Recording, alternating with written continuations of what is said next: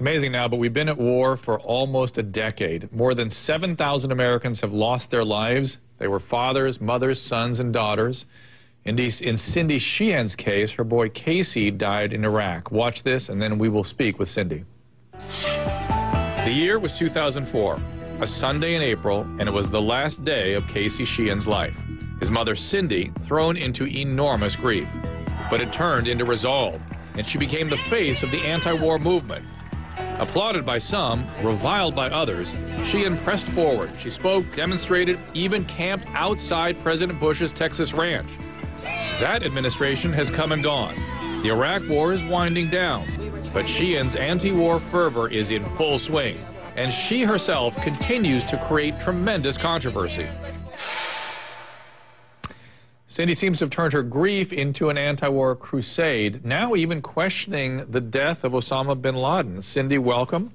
I'd like to put just to bring people up to date, one of the things that prompted us to reach out to you today is you put something up on Facebook I wanted to ask you about. It said, "I'm sorry, but if you believe the newest death of Osama bin Laden, you're stupid. Just to think to yourself, they paraded Saddam's sons around to prove they were dead. Why do you suppose they hastily buried bin Laden at sea?" So, Cindy, that's quite a statement. Do you believe that? Actually, I think it's a very good question. Why did they hastily bury Osama bin Laden at sea?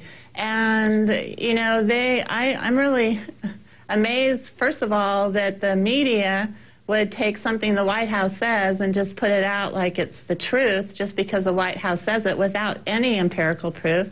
They said there was a matching DNA, but we haven't seen any DNA samples. We don't know who the DNA samples are from. They said that they had photographs, but the one that they did put out was exposed as a fraud that very first day. And the White House had to say, oh, well, you know, we just didn't want to put out the real photos because they're too grisly. I'm just really amazed that instead of people saying, wow, those are really good questions that people are asking, that I'm being reviled, and I'm being reviled on the CNN website, being called in the lunatic fringe, being called pathetic. I think it's pathetic to just accept these pronouncements from our government like they're the truth. Well, like you said, well, let me continue. I was reviled when I went and said that the war in Iraq was a lie, and guess what? I was right. And so instead of like immediately labeling people, why don't we have a discussion about these things? Why won't the government put out the photos? Why did they say that Osama fought back when then they said he didn't? Why did they say that he used his wife as a human shield and they didn't? Why did they say that Pat Tillman, why did they cover up the death of Pat Tillman?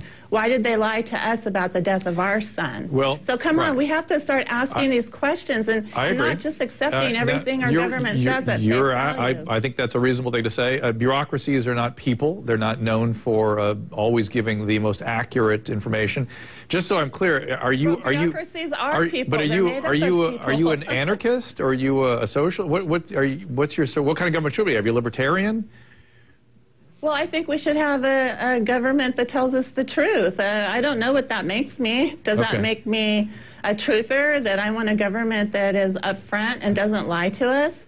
And are you saying that Democrats and Republicans don't also want the truth, that I can't be in the mainstream just because I want the truth? Well, let's hear what President Obama told Steve Croft on 60 Minutes last night about bin Laden's death.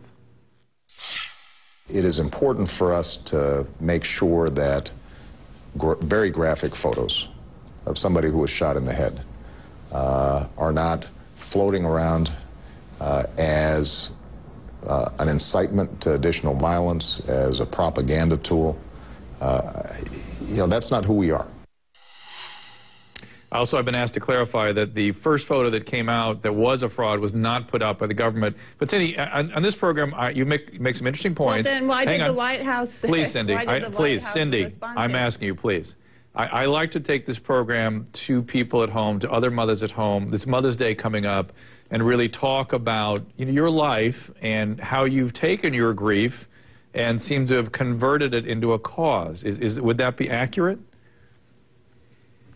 Yes, that's accurate. Does it help you work through your grief to have a purpose? Because sometimes I tell people, you know, when they're dealing with depression or trying to find meaning in life or grief, service can really make a difference. Has that been the case for you? Well, you know, I get up every day. I get up every day with energy to try and make this world a better place, to try to expose the lies that killed my son, to try and prevent other families from making these mistakes. Not only were we lied to about Iraq, and my son was lied to by his recruiter, and every soldier I talk to says that they're lied to about from their recruiters too, to get them to join the military. And I want to respond to what Obama said to Steve Croft.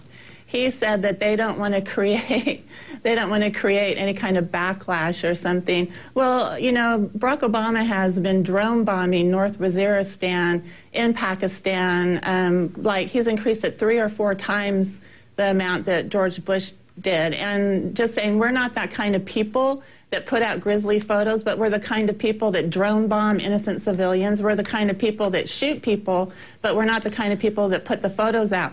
I saw something on Law and Order SVU last night that I wanted to vomit because it was so graphic. Is he saying that that we're not sensitized to violence in this, or that not anything that the U.S. is doing in these Muslim countries is causing this backlash? Right. And let's take it back to your personal story again. So your son is lost, and again, just so people can appreciate the meaning of this, it's just not a statistic. For instance, many marriages don't make it through this kind of a grief. I understand that there this kind of a loss or a stress. I understand that happened to you as well. Right. Was it really directly related to Casey's loss? I don't know if it's directly related. That's very personal, but you know, like you said, most marriages can't survive something like this. Many marriages have all these struggles anyway. Yes, you know, yes. They have financial struggles. Yes. You know, you're just trying to make it in the world, Right. and then you have to bury your child. And so it does put an unbelievable amount of stress on a marriage. Do you have other children? I do. I have 2 daughters and another son, and I have 3 grandchildren now and 1 on the way. So I'm going to ask. We have a very close-knit, loving family. Good. And so you have, thank God you have that. Do they feel Yes. supportive of your cause, or do they feel that your cause pulls you away from them? Well, they're very supportive of what I do, and you know, I am gone a lot, but I try we connect every day wherever I am in the world. I spend as much time as I can with my grandbabies because they give me immeasurable joy, and the cause that I embarked on after my son was killed, you know, Dr. Drew, I always looked at people like Candy Lightner of Mothers Against Drunk Drivers and John Walsh of the Adam Walsh Foundation, and I just thought, how could they do that? Well, and you're right. And thank you for doing it, and thank you for joining me. When we come back, we're going to your comments and questions.